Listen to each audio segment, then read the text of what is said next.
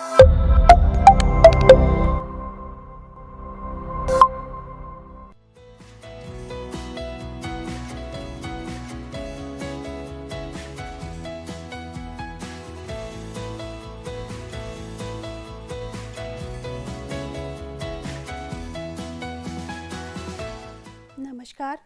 मैं डॉक्टर क्षमा पांडे, सह आचार्य, महात्मा ज्योतिबा फुले रोहिलखंड विश्वविद्यालय बरेली।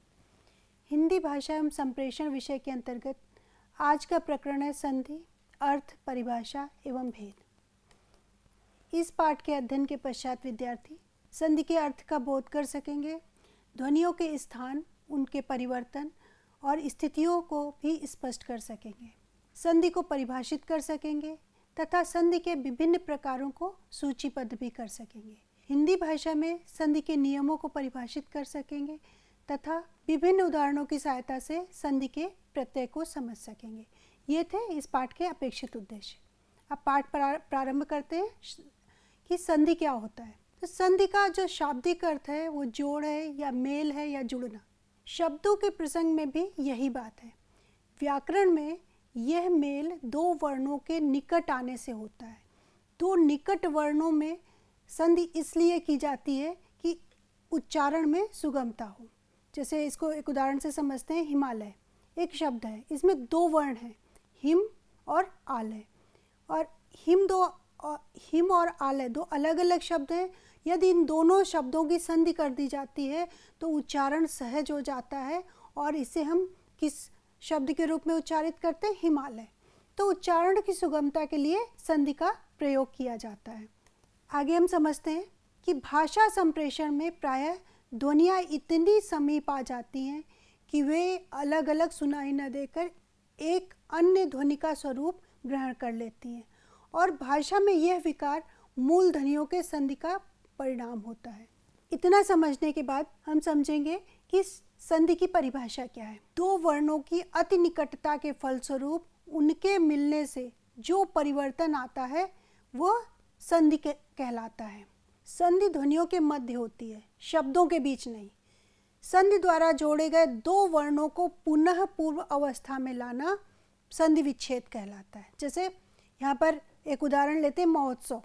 महोत्सव का जब हम संधि विच्छेद करेंगे तो दो शब्द अलग अलग हो जाएंगे, महा और दूसरा उत्सव। इसी प्रकार प्रत्येक का जब हम विच्छेद करेंगे तो दो शब्द अलग अलग हो जाएंगे और ये दो शब्द होंगे प्रति और एक। तो ये जो शब्दों को हम अलग कर देते हैं ये संधि विच्छेद कहलाता है। यहाँ पर अभी हमने पूर्व में बताया कि संधि ध्वनियों के मध्य होती है, शब्दों के बीच नहीं। तो इसे समझने के लिए हमें ज़रूरी है कि हम ये समझें कि संधि में ध्वनियों की व्यवस्था क्या है। तो ध्वनियों की व्यवस्था या ध्वनियों की स्थिति को समझने के लिए हम कुछ उदाहरणों में प्रयुक्त ध्वनियों को समझेंगे। जैसे एक उदाहरण लेते हैं, नरेंद्र। नरेंद्र का जब हम विच्छेद करेंगे तो नर और इंद्र इन दो रूपों में विच्छेद होगा। नर में कौन सी ध्वनि आ रही है? अ, ये स्वर है और अ की ध्वनि आ रही है। और इंद्र में किसकी ध्वनि आ रही है? ई की। ये ई स्वर ध्वनित हो रहा है। इसी प्रकार हम दूसरा उदाहरण लेते हैं, उच्छ्वास। उच्छ्वास का विच्छेद करेंगे तो ये होगा उत और दूसरा श्वास, उत धन श्वास। तो यहाँ पर उत में कौन सी ध्वनि है? त की। और श्वास में किसकी ध्वनि है? श की। तो प्रथम उदाहरण में अ और द्वितीय उदाहरण में त को पूर्व ध्वनि कहेंगे, मीन्स ये पूर्व ध्वनि है। इसी प्रकार प्रथम उदाहरण में ई तथा द्वितीय उदाहरण में श को पर ध्वनि कहेंगे। तो यहाँ पर दो ध्वनियों की चर्चा की गई, पूर्व ध्वनि और पर ध्वनि। अब यहाँ संधि में ध्वनि व्यवस्था के अनुरूप विभिन्न ध्वनि स्थितियों का हम अध्ययन करेंगे। पहली एक जो स्थिति बनती है वो है ध्वनि में अपरिवर्तन की स्थिति, अर्थात ध्वनि में परिवर्तन नहीं हो रहा है। इसमें हम एक उदाहरण लेते हैं, सत्कर्म। सत्कर्म का विच्छेद करें तो सत और कर्म, यहाँ पे सत और कर्म, न ता में परिवर्तन हो रहा है न क में, तो दोनों ध्वनियाँ अपरिवर्तनीय हैं। तो यहाँ पर यह स्पष्ट है कि पूर्व ध्वनि में कोई परिवर्तन नहीं हो रहा है। इसी प्रकार पर ध्वनि भी अपरिवर्तित है। अब स्थिति 2 को विश्लेषित करते हैं। पूर्व ध्वनि में परिवर्तनशीलता, अर्थात जो पूर्व ध्वनि है वो बदलती है। तो कुछ शब्दों की संधि में केवल पूर्व ध्वनि में ही परिवर्तन होता है। जैसे कपीश, कपीश का जब विच्छेद करेंगे तो कपि और ईश, इन 2 शब्दों में ये कपीश विच्छेदित होगा। यहाँ पर परिवर्तन केवल पूर्व ध्वनि में हो रहा है, और पूर्व ध्वनि कौन सी है? पी, कपीश, और ये परिवर्तित हुआ कपि। तो यहाँ पर पूर्व ध्वनि में परिवर्तन हो रहा है। इसी प्रकार हम दूसरा उदाहरण लेते हैं, तल्लीन। तल्लीन का विच्छेद करेंगे तो 2 शब्द आएंगे आपके सामने, तत् और दूसरा लीन। तो यहाँ पर आप देखेंगे कि जो परिवर्तन हो रहा है वो केवल पूर्व ध्वनि त में हो रहा है। स्थिति 3 का विश्लेषण करें तो स्थिति 3 में हम देखते हैं कि पर ध्वनि में परिवर्तनशीलता होती है। इसका उदाहरण रविंद्र। हम रविंद्र का जब संधि विच्छेद करेंगे तो 2 शब्द आते हैं, रवि और दूसरा इंद्र। रवि धन इंद्र, क्या बनेगा? रविंद्र। तो इस उदाहरण में पर ध्वनि ई, जो छोटी ई है, वो बड़ी ई में परिवर्तित हो गई है। स्थिति 4, पूर्व और पर दोनों ध्वनियों में परिवर्तन। जब ऐसी स्थिति आती है कि पूर्व ध्वनि भी परिवर्तित हो जाती है और पर ध्वनि भी परिवर्तित होती है। इसके लिए हम एक उदाहरण लेते हैं, गणेश का। गणेश का जब हम विच्छेद करेंगे, संधि विच्छेद, तो इसमें अ धन ई और अ धन बड़ी ई, ये दोनों मिलके क्या होते हैं? ए। तो यहाँ पर पूर्व और पर दोनों ध्वनियों में परिवर्तन दृष्टिगोचर हो रहा है। इसी प्रकार एक अन्य उदाहरण लेते हैं, उच्छ्वास। तो उच्छ्वास जब हम संधि विच्छेद में जाएंगे तो ये बनेगा उत धन श्वास। तो यहाँ पर त धन श धन त धन श। तो यहाँ पर त धन श और त धन श, ये मिलके क्या बनते हैं? आधा च और छ। तो यहाँ पर पूर्व और पर दोनों ध्वनियों में परिवर्तन दृष्टिगोचर हो रहा है। हमने देखा कि ध्वनि के किस प्रकार से आपस में ध्वनि का संधि होता है। अब हम आगे देखेंगे कि हिंदी भाषा में संधि के नियम क्या हैं। तो संधि को प्रायः संस्कृत के तत्सम शब्दों के संदर्भ में देखा जाता है। जो हिंदी की प्रकृति होती है वो वियोगात्मक है। इसके बाद भी हिंदी भाषा में संस्कृत के संधि नियम अधिक प्रभावी नहीं रहे। हिंदी में संधि के नियम कुछ इस प्रकार विकसित हो रहे हैं। पहला आपका है अल्प प्राणीकरण। जब शब्द की अंतिम महाप्राण ध्वनि अल्प प्राण ध्वनि में परिवर्तित हो जाती है तो इसे अल्प प्राणीकरण कहते हैं। यहाँ पर पुनः आप सुनिए, जब शब्द की अंतिम महाप्राण ध्वनि, उदाहरण से हम समझें दूध वाला, और इसको जब हम उच्चारण करते हैं दूध वाला, तो ध का जब द में परिवर्तन हो जाता है तो यहाँ पर शब्द की अंतिम महाप्राण ध्वनि किसमें परिवर्तित हो गई? अल्प प्राण ध्वनि में। इसी प्रकार दूसरा उदाहरण देखते हैं, पलथी बैठ। तो इसको हम इसका संधि करेंगे पलती बैठ, तो थ का परिवर्तन किसमें हो रहा है? त में। ये शब्द आपके अल्प प्राणीकरण के उदाहरण थे। अब हम समझेंगे कि महाप्राणीकरण क्या होता है। जब शब्द के अंत में अल्प प्राण ध्वनि के आगे ह ध्वनि है, अल्प प्राण ध्वनि महाप्राण ध्वनि में परिवर्तित हो जाती है। तब और ही, ये दोनों शब्द जब मिलते हैं तो बनता तभी। तो यहाँ पर क्या है? शब्द के अंत में अल्प प्राण ध्वनि के आगे ह है और ह ध्वनि अल्प प्राण ध्वनि है और ये महाप्राण ध्वनि में परिवर्तित हो रही है। इसी प्रकार दूसरा उदाहरण है सब और दूसरा शब्द है ही, सब धन ही, तो क्या बन गया? सभी। तो यहाँ पर आप ये शब्द जो है आपके महाप्राणीकरण के उदाहरण हैं। अन्य स्थितियों में भी ऐसे उदाहरण देखने को मिलते हैं, जैसे शुष्क वृक्ष। तो इसको हम ऐसे लिखेंगे, सूखा वृक्ष। तो क किस में परिवर्तित हो गया? ख में। इसी प्रकार दूसरा उदाहरण लेते हैं, धृष्ट व्यक्ति, इसे हम कहते हैं ढीठ व्यक्ति। ट किस में परिवर्तित हुआ? ठ में। तो इन उदाहरणों में अल्प प्राण ध्वनि महाप्राण ध्वनि में परिवर्तित हो रही है। अब दूसरा नियम लेते हैं, आगम। कुछ स्थितियां ऐसी होती हैं जिसमें दो स्वरों के बीच में य का आगम हो जाता है, जैसे लड़कियों, तो यहाँ पे य का आगम है, लड़की और ओ। इसी प्रकार से बेटियों, बेटी धन ओ, यहाँ पर य का आगम या आगमन हो रहा है। इनके अतिरिक्त कुछ और आगम के उदाहरण भी देखने को मिलते हैं, जैसे स्टेशन। स्टेशन के आरंभ में ई का आगम कब होता है? जब हम स्टेशन को ई लगाकर उच्चारित करते हैं, जैसे स्टेशन, स्टेशन और स्टेशन, तो यहाँ पर ई का आगम हो रहा है। स्वप्न, स्वप्न में अगर मध्य में अ का आगम हो जाए या मध्य में प और अ का आगमन हो जाए तो हम क्या देखेंगे? ये हो जाएगा स्वप्न आपका स्वपन। इसी प्रकार पाजेब होता है। जो पाजेब शब्द है, पाजेब में मध्य में ई का आगमन हो रहा है, तो वो इसे हम क्या किस रूप में देख रहे हैं? पाइजेब। तो पाजेब का पाइजेब हो गया। और पाइजेब कैसे हुआ? मध्य में ई का आगम हुआ। लोप, हिंदी संधि के नियम के अंतर्गत लोप भी एक अति महत्वपूर्ण नियम है। लोप की स्थिति में जब शब्दों का मेल होता है तो कोई ध्वनि लुप्त हो जाती है। जैसे हम एक शब्द लेंगे एक उदाहरण के रूप में, फल और दूसरा आहार। जब इनकी संधि होगी तो ह का किस प्रकार लोप होता है? हम फलाहार को फलार कह देते हैं। खरीददार, खरीददार, यहाँ पर द का लोप हो रहा है। किसी धन ही, यहाँ पर ही का लोप होगा और किसी हो जाएगा।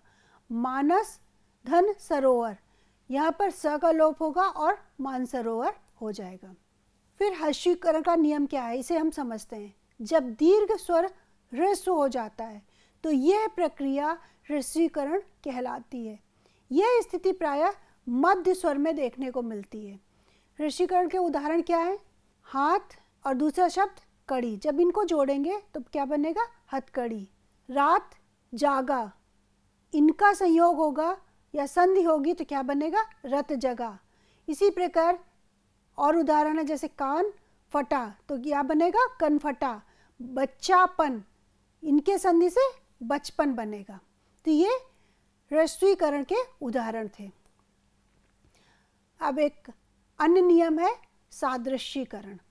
सादृश्यीकरण की स्थिति में दो भिन्न भिन्न ध्वनियाँ एक समान हो जाती हैं। जैसे पोतदार, इनका हम विच्छेद करें तो पोत धन दार, तो यहाँ पर त ध्वनि क्या बन गई है? द, तो पोतदार शब्द बन गया। वैसे मूल रूप में पोत है और दूसरा शब्द है दार, इनको संधि करने पर पोतदार बन जाता है। स्वर परिवर्तन, ये क्या होता है? कभी कभी सामासिक पदों में स्वर परिवर्तन की स्थिति देखी जाती है।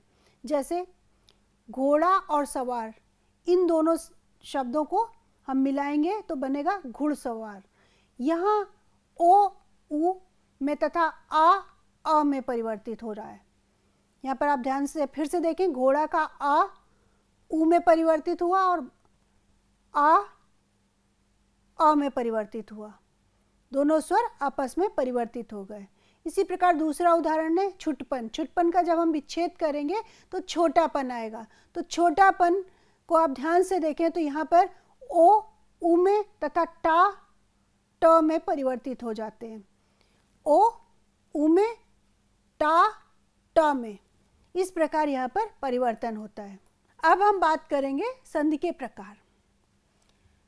संधि के विभिन्न भेदों के उदाहरण की सहायता से समझना आवश्यक है, क्योंकि उदाहरण ही संधि को सबसे अच्छे तरीके से समझा सकते हैं। तो यहाँ पर 3 उदाहरण प्रस्तुत किए गए हैं और उनको अलग अलग अंक प्रदान किए गए हैं। जैसे महा 1, ईश 2, जगत 3, नाथ 4, प्रथम 5, 6 अध्याय। तो यहाँ पर पुनः आप देखिए महा ईश। दूसरा उदाहरण क्या है? जगत नाथ। और तीसरा उदाहरण है प्रथम अध्याय। अंकों को केवल समझाने के लिए यहाँ पर उल्लिखित किया गया है। अब इसका स्पष्टीकरण देखते हैं।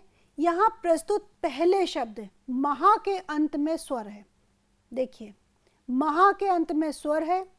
तीसरा शब्द जगत है, जिसके अंत में त व्यंजन है, और पांचवा शब्द प्रथम के अंत में क्या है, विसर्ग। जब पहला शब्द महा दूसरे शब्द ईश से संधि या मेल करता है तो परस्पर विनिमय के फलस्वरूप इसमें कुछ परिवर्तन भी स्वाभाविक है। फलस्वरूप अ और ई परस्पर मिलकर ए बन जाते हैं और नया संधि युक्त शब्द क्या बनता है, महेश। इसी प्रकार तीसरा शब्द जगत है, जिसके अंत में कौन सा व्यंजन है, त व्यंजन, जो चौथे शब्द नाथ से मिलने पर ता का परिवर्तन उसके अनुरूप न में हो गया और परिणाम स्वरूप संधि युक्त पूरा शब्द क्या बना, जगन्नाथ। पांचवें शब्द प्रथम के अंत में विसर्ग चिन्ह दिखाई पड़ रहा है और यहाँ अगले शब्द अध्याय से मेल होने पर यह विसर्ग परिवर्तित होकर क्या हो जाएगा, ओ। इस प्रकार नया संधि युक्त शब्द प्रथमोध्याय बनता है। तो अतः यह स्पष्ट है कि यहाँ पहले शब्द के अंत में स्वर है एवं अगले शब्द के आदि अक्षर के साथ संधि हुई, इसलिए यह स्वर संधि कहलाती है। पहले शब्द के अंत में स्वर और अगले शब्द के आदि अक्षर के साथ संधि हुई है, इसलिए क्या बनी, स्वर संधि। यहाँ दिए गए तीसरे शब्द के अंत में व्यंजन है, इसलिए अगले शब्द के आदि अक्षर के साथ जो संधि हुई उसे क्या कहेंगे, व्यंजन संधि। पुनः सुनिए, तीसरे शब्द के अंत में व्यंजन है और इसलिए अगले शब्द के आदि अक्षर के साथ संधि हुई है, इसलिए यह व्यंजन संधि है। इसी प्रकार यहाँ प्रस्तुत पांचवें शब्द के अंत में विसर्ग है और इसका अगले शब्द के आदि अक्षर के साथ मेल होने पर यह विसर्ग संधि बनती है। तो इस प्रकार हम कह सकते हैं कि संधि के तीन प्रकार हैं। पहला हमने उदाहरण में देखा वो स्वर संधि था, दूसरा व्यंजन संधि और तीसरा विसर्ग संधि। तो यहाँ पर संधि के कितने भेद हुए, तीन भेद हुए, स्वर संधि, व्यंजन संधि और विसर्ग संधि। अतः भाषा में संधि का अर्थ है अक्षरों का मेल, जिसमें एक शब्द के अंतिम अक्षर का और परवर्ती शब्द के आरंभिक अक्षर का मेल होता है। संधि के विभिन्न भेदों के अनुसार इस प्रक्रिया में विधान इस प्रकार से होता है। पहले शब्द का अंतिम अक्षर एवं परवर्ती शब्द का आदि अक्षर। फिर इसको समझाया गया परिवर्तन शब्द से। यहाँ पर पहले शब्द का अंतिम अक्षर और परवर्ती शब्द का आदि अक्षर, तो यहाँ पर परिवर्तन होगा। संधि एवं स्वर दोनों में परिवर्तन, तो व्यंजन किसी में कोई परिवर्तन नहीं होता है। व्यंजन एवं स्वर पहले में परिवर्तन, मतलब पहले स्वर में परिवर्तन, तो क्या होगा, व्यंजन प्रायः दोनों में ही परिवर्तन होता है। विसर्ग जब विसर्ग होते हैं और स्वर या विसर्ग में परिवर्तन होता है तो व्यंजन विसर्ग में परिवर्तित हो जाता है। तो ये जो आपको सारणी दिखाई गई, इसमें संक्षेप में नियम को समझाने की कोशिश की गई थी कि किस प्रकार से हम इन नियमों को यहाँ पर संधि में प्रयोग में लाते हैं। संधि का प्रयोग प्रत्येक भाषा में देखने को मिलता है। सामान्यतया बोलचाल की हिंदी में भी संधि के प्रयोग होते हैं। इन शब्दों को आप थोड़ा जल्दी हमारे साथ बोलकर देखिए, तब आपको ये अनुभूति होगी कि संधि का प्रयोग किस तरीके से सामान्य लोकाचार की भाषा में भी हो रहा है। जैसे हम बोलते हैं पहुंच जाऊंगा, और हमें इसे जब हम भाषा प्रवाह के साथ बोलते हैं तो बोलते हैं पहुंच जाऊंगा, तो यहाँ पर च का लोप हो गया, सीधे हम बोलते हैं पहुंच जाऊंगा, च नहीं सुनाई पड़ रहा है। इसी प्रकार रात दिन, अगर हम इसे रुक कर अलग अलग बोलेंगे तो बोलेंगे रात दिन, और प्रवाह के साथ भाषा में बोलेंगे तो रात दिन, तो त जो है दिन में बदल जाता है। इसी प्रकार कर लिया को बहुत तीव्रता से बोलेंगे तो कर लिया, तो र ल में बदल जाता है। तो यहाँ स्पष्ट होता है कि इन शब्दों के बोलने में कहीं ना कहीं संधि अवश्य हो जाती है। लिखने में अधिक संधियुक्त शब्द प्रचलित नहीं है, लेकिन कुछ संधियुक्त शब्द मिलते हैं, जैसे अब ही को हम क्या लिखते हैं, अभी। जब ही को क्या लिखते हैं, जभी। इसी प्रकार वहाँ ही को वहीं। कब ही, कभी परिवर्तित होकर लिखा जाता है कभी। यही, यही। न ही, नहीं। जबकि हम देखते हैं कि संस्कृत शब्दों की संधि लेखन में सदैव स्पष्ट दिखाई दे जाती है। वास्तव में संधि प्रकरण का संबंध संस्कृत से ही है, हमारी हिंदी भाषा से उतना संबंध नहीं है। इतना समझने के बाद हम संक्षेप में एक एक संधि को समझेंगे। जो हमने संधि के प्रकार बताए थे, स्वर संधि, व्यंजन संधि और विसर्ग संधि, तो इनको संक्षेप में हम समझेंगे, विस्तार पूर्वक अगले अध्याय में समझेंगे। तो स्वर संधि से प्रारंभ करते हैं कि स्वर संधि क्या होती है। हिंदी वर्तनी में मूल स्वर कितने हैं, 4 हैं। कौन कौन से हैं, अ, ई, उ, ऋ। इनको ह्रस्व स्वर कहते हैं। इसकी चर्चा हम पूर्व पाठ में विस्तार से कर चुके हैं। सामान्य रूप से इन्हें छोटा अ, छोटी ई, छोटा ऊ कहा जाता है और व्याकरण में इन्हें ह्रस्व अ, ह्रस्व ई, ह्रस्व उ, ह्रस्व ऋ कहते हैं। ह्रस्व स्वरों के मेल से दीर्घ स्वर बनते हैं। इस सारणी में दोनों स्तंभों में प्रस्तुत 8 स्वर दीर्घ स्वर हैं। यहाँ पर आप देखिए किस प्रकार से स्वरों के संयोग से दीर्घ स्वर बनते हैं। छोटा और बड़ा मिलकर बनेगा आ। इसी प्रकार ई और ई मिलके बड़ी, ये भी दीर्घ स्वर है। और छोटा ऊ, छोटी ई, बड़ा ऊ के रूप में परिवर्तित होता है। छोटी बड़ी, बड़ी के रूप में परिवर्तित होगा। अ, ई, ए के रूप में, और अ, ए, इनके संयोग से ए बनेगा। अ और उ ओ बनाते हैं और अ और ए बनाते हैं। तो इस प्रकार से 8 दीर्घ स्वर विभिन्न स्वरों के मेल से बन रहे हैं। आ, ई, उ, ई, ए, ओ और ए। सामान्य भाषा शिक्षण में विद्यार्थी इनके लिए बड़ा, बड़ी, बड़ाऊ कहते हैं। इसलिए व्याकरणिक हिंदी के रूप में इन्हें ह्रस्व और दीर्घ शब्द के रूप में स्मरण रखा जाना चाहिए। हम बोलचाल में कुछ भी बोल लें, बड़ा, छोटी, लेकिन अगर हम व्याकरणिक हिंदी की बात करें तो ये ह्रस्व और दीर्घ शब्द के रूप में ही उच्चारित किए जाने चाहिए या स्मरण में रखे जाने चाहिए। उपरोक्त दिए गए जो 8 दीर्घ स्वर हैं, ये स्वर संधि के उदाहरण हैं।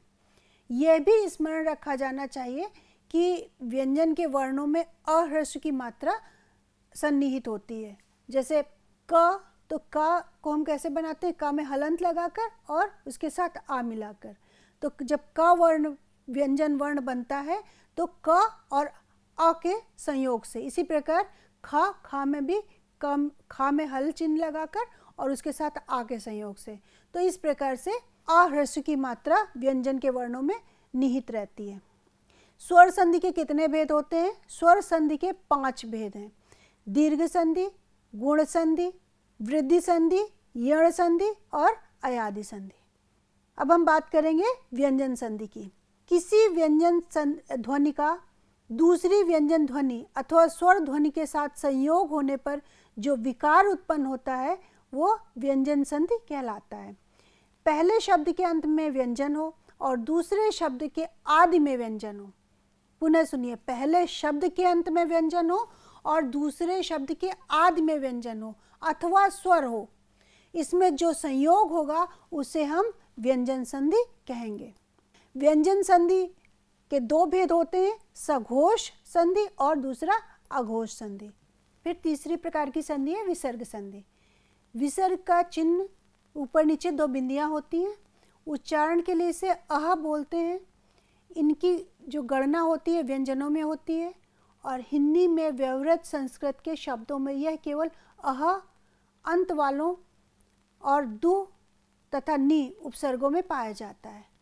विसर्ग के पश्चात स्वर या व्यंजन आने पर विसर्ग में जो विकार उत्पन्न होता है उसे विसर्ग संधि कहते हैं। इस प्रकार से हमने इस पाठ में स्पष्ट किया कि संधि का शाब्दिक अर्थ क्या है। जो संधि होती है उसका शाब्दिक अर्थ जोड़, मेल या जुड़ना होता है।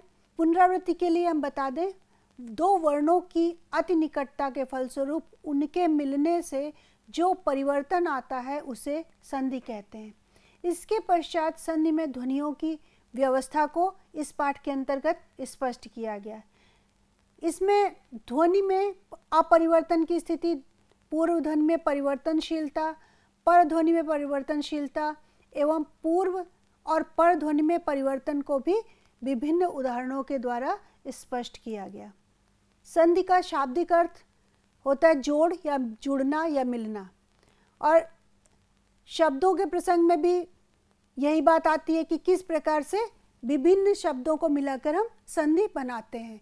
जैसे महोदय, हिमालय, देवालय, तो ये सामान्य उदाहरण होते हैं। इसमें अलग अलग शब्दों को मिलाकर हम संधि बनाते हैं। भाषा संप्रेषण में होता क्या है कि ध्वनियाँ इतनी समीप आ जाती हैं कि अलग अलग नहीं सुनाई देती हैं और हम उन्हें एक ही ध्वनि का स्वरूप मान लेते हैं, और भाषा में जो ये विकार होता है, ये जो ध्वनियाँ होती हैं ये संधि का ही परिणाम होती हैं। तो हम कह सकते हैं कि जब दो वर्णों में अत्यधिक निकटता आती है और उनके मिलने से जो परिवर्तन होता है वो संधि कहा जाता है। तो इस पाठ के अंतर्गत हम ये समझ चुके हैं कि संधि क्या होती है और संधि में ध्वनियों का मेल किस प्रकार से होता है। यह भी स्पष्ट है कि जो संधि होती है उसमें ध्वनियों के मध्य संधि होती है, शब्दों के मध्य नहीं होती है। और यह भी स्पष्ट हो चुका होगा कि संधि द्वारा जो वर्ण जोड़े जाते हैं उनको जब हम पुनः पूर्व अवस्था में लाते हैं तो वो विच्छेद कहलाते हैं। जैसे प्रत्येक शब्द का उदाहरण हमने दिया था। विद्यालय का उदाहरण, तो विद्यालय का एक उदाहरण हम यहाँ पर पुनः बताते हैं कि विद्यालय का जब हम विच्छेद करेंगे तो विद्या और आलय दो अलग अलग शब्द के रूप में विद्यालय परिवर्तित हो जाएगा। फिर इस पाठ के अंतर्गत ध्वनियों की व्यवस्था का भी विस्तार पूर्वक वर्णन किया गया कि संधि में ध्वनियों की व्यवस्था क्या होती है, और उसके लिए विभिन्न उदाहरण बताए गए। जैसे एक उदाहरण ये प्रस्तुत किया गया कि आ और ता ये आपस में कैसे मिलते हैं। तो ये ध्वनि व्यवस्थाएं बताई गई, उनकी 4 स्थितियां स्पष्ट की गई इस पाठ में। और इन चारों स्थितियों में जो आपकी प्रथम स्थिति थी वो ध्वनि में अपरिवर्तन की स्थिति थी, और दूसरी स्थिति पूर्व ध्वनि में परिवर्तनशीलता थी, तीसरी स्थिति पर ध्वनि में परिवर्तनशीलता, और चौथी स्थिति पूर्व और पर ध्वनि में परिवर्तनशीलता। तो इस प्रकार से हमने ये समझा कि ध्वनि में किस प्रकार स्थितियां निर्धारित होती हैं। लेकिन यहाँ पर सबसे प्रमुख बात समझने की है कि संधि को प्रायः संस्कृत के तत्सम शब्दों के परिप्रेक्ष्य में ही देखा जाना चाहिए, जबकि हिंदी की प्रकृति वियोगात्मक है। लेकिन हिंदी भाषा में संस्कृत के संधि के जो नियम हैं वो बहुत अधिक प्रभावी नहीं रहे। इसके नियम हैं और उन नियमों को यहाँ पर इस पाठ में स्पष्ट किया गया, जैसे अल्प प्राणीकरण, महाप्राणीकरण और आगम, लोप, ह्रस्वीकरण और हर्षीकरण के उदाहरण भी दिए गए, सादृश्यीकरण, स्वर परिवर्तन। जब इन्हें स्पष्ट कर लिया गया, इसके बाद संक्षेप में इस पाठ के अंतर्गत संधि के प्रकारों का वर्णन किया गया और संधि के विभिन्न प्रकारों को विभिन्न उदाहरणों की सहायता से समझाया गया। जैसे नरेश, जगदीश या प्रथमेश, बहुत सारे ऐसे शब्द हैं जिसमें अलग अलग प्रकार की संधियां प्रयुक्त होती हैं। संधियों के 3 प्रकार बताए गए इस पाठ के अंतर्गत, जिसमें स्वर संधि, व्यंजन संधि और विसर्ग संधि। तो इस प्रकार से इस पाठ में संधि का प्राथमिक परिचय दिया गया और यह आशा की जाती है कि विद्यार्थियों या सामान्य व्याकरण को जानने के इच्छुक विद्यार्थियों को संधि का सामान्य ज्ञान हो जाएगा। इस पाठ से संधि क्या होती है, संधि विच्छेद क्या होते हैं, यदि नियमित अभ्यास विद्यार्थी करेंगे तो संधि के नियमों को और ध्वनि की स्थितियों को समझ सकेंगे। अगले पाठ में विस्तार पूर्वक संधि के विभिन्न विभेदों का वर्णन किया जाएगा और इस प्रकार से पाठ समाप्त होता है। धन्यवाद।